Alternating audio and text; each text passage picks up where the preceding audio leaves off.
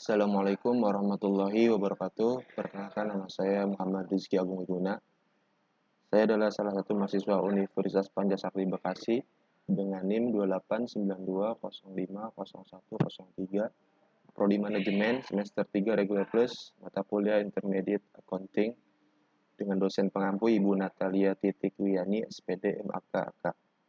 Video ini saya buat untuk memenuhi ujian tengah semester saya di semester 3 ini dengan materi kerangka konseptual. Kerangka konseptual adalah struktur teori akuntansi yang didasarkan pada penalaran logis yang menjelaskan kenyataan yang terjadi dan menjelaskan apa yang harus dilakukan apabila ada fakta atau fenomena baru. Kerangka konseptual adalah struktur teori akuntansi yang didasarkan pada penalaran logis yang menjelaskan kenyataan yang terjadi dan menjelaskan apa yang harus dilakukan apabila ada fakta atau fenomena baru.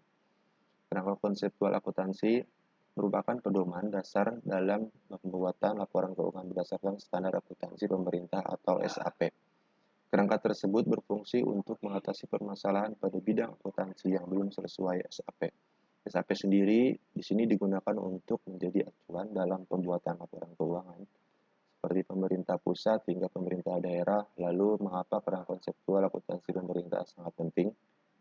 Berikut adalah fungsinya, yaitu sebagai konseptual akuntansi dan pelaporan keuangan atau LSI keyword. Kerangka konseptual akuntansi adalah poin paling penting yang harus diperhatikan dalam setiap pembuatan laporan keuangan, sebab kerangka ini memiliki landasan dan fungsi tersendiri, yaitu berkaitan oleh SAP, konsep hingga tujuan yang sudah ditetapkan sebelumnya, mengatasi permasalahan mengenai praktik dengan risiko tinggi, memudahkan dalam memahami serta mencari kebenaran pada laporan keuangan, membandingkan pelaporan keuangan di beberapa perusahaan. Selanjutnya di sini ada ruang lingkup dari kerangka konseptual. Kerangka konseptual akuntansi keuangan berisi beberapa pembahasan penting, yakni tujuan dari kerangka konseptualnya, lingkungan di lingkungan pemerintah, penggunaan beserta keperluan informasinya, entitas atau organisasi atau lembaga pelaporan dan akuntansi, peran dan tujuan pelaporan serta komponen keuangan, kemudian ada pula dasar-dasar hukumnya. Pendapat dan metode kualitatif berisi kegunaan informasi mengenai laporan keuangan, prinsip serta masalah informasi dalam akuntansi, proses pembuatan laporan dan pengukurannya. Kemudian, adapun tujuan kerangka dasar ini digunakan sebagai acuan Komite Penyusun Standar Akuntansi Keuangan dalam pelaksanaan tugasnya. Penyusun laporan keuangan untuk menanggulangi masalah akuntansi yang belum diatur dalam standar akuntansi keuangan. Auditor dalam memberikan pendapat mengenai apakah laporan keuangan disusun sesuai dengan prinsip akuntansi yang berlaku umum. Para pemakai laporan keuangan dalam menafsirkan informasi yang disajikan dalam laporan keuangan yang disusun sesuai dengan standar akuntansi keuangan.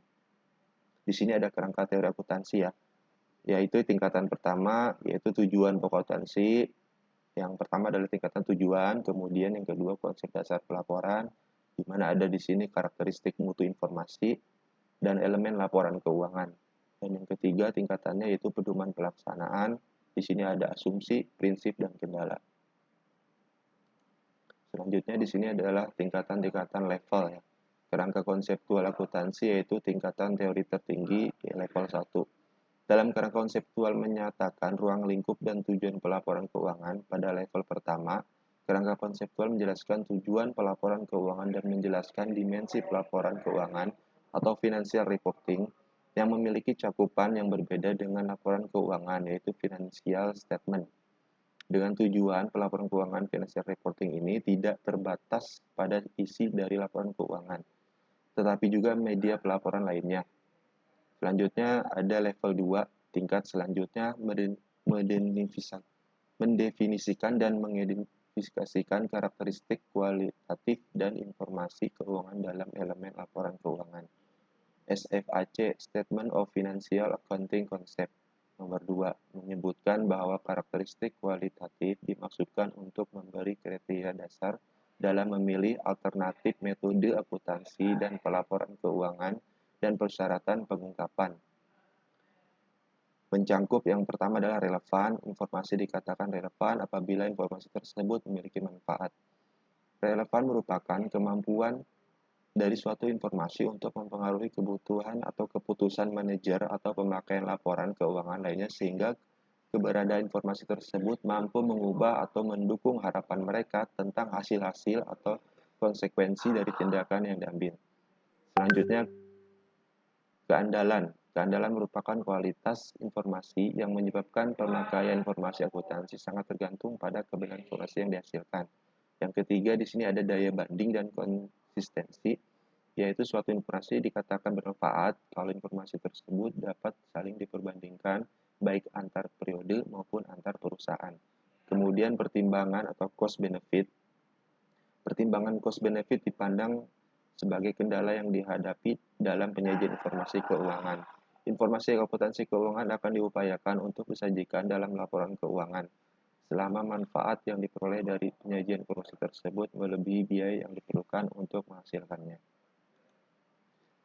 Selanjutnya, tingkat operasional yang lebih rendah, yaitu berada di level 3. Yang pertama, postulat akuntansi, asumsi atau konsep dasar. Postulat akuntansi ini adalah pernyataan atau aksioma yang kebenarannya terbukti dengan sendirinya, serta penggambaran lingkungan ekonomi, politik, sosiologi, dan hukum tempat akuntansi dipraktikkan. A. Kesatuan usaha atau the economic entity. Akuntansi memandang badan usaha sebagai unit usaha yang berdiri sendiri, bertindak atas namanya sendiri dan terpisah dari pemilik yang menanamkan modal ke dalam badan usaha tersebut. Atas dasar asumsi ini, akuntansi hanya dapat dipraktikkan apabila ada pemisahan yang jelas antara pemilik entitas dengan perusahaan atau diwakili manajer. Kemudian B. Konstitusionalitas usaha going concern. Apabila tidak ada tanda-tanda atau rencana yang pasti bahwa perusahaan akan dibubarkan, maka kegiatan perusahaan dianggap akan berlangsung terus sampai waktu yang tidak terbatas. C. Penggunaan unit moneter, monetary unit. Semua transaksi yang terjadi akan dinyatakan dalam bentuk unit moneter pada saat terjadinya transaksi. Daya beli unit moneter dianggap stabil dan perusahaan daya beli uang yang terjadi tidak mempengaruhi laporan keuangan. Implementasi dari asumsi ini adalah laporan keuangan utama hanya menyajikan informasi yang dapat dinyatakan dalam unit moneter. Sementara itu, informasi yang tidak dapat dikuantifikasi disajikan dalam catatan atas laporan keuangan atau media pelaporan lainnya. Yang terakhir yaitu periode pelaporan, the accounting period post to tell. Kegiatan perusahaan ini dianggap berjalan terus dari periode ke periode, sehingga hasil sebenarnya dari kegiatan perusahaan hanya dapat diketahui bila perusahaan dihentikan atau dilikuidasi. Namun kedemikian, pihak tertentu seperti manajemen atau pemakai lainnya memerlukan informasi yang tepat waktu untuk mengendalikan jalannya perusahaan dan pengambilan keputusan.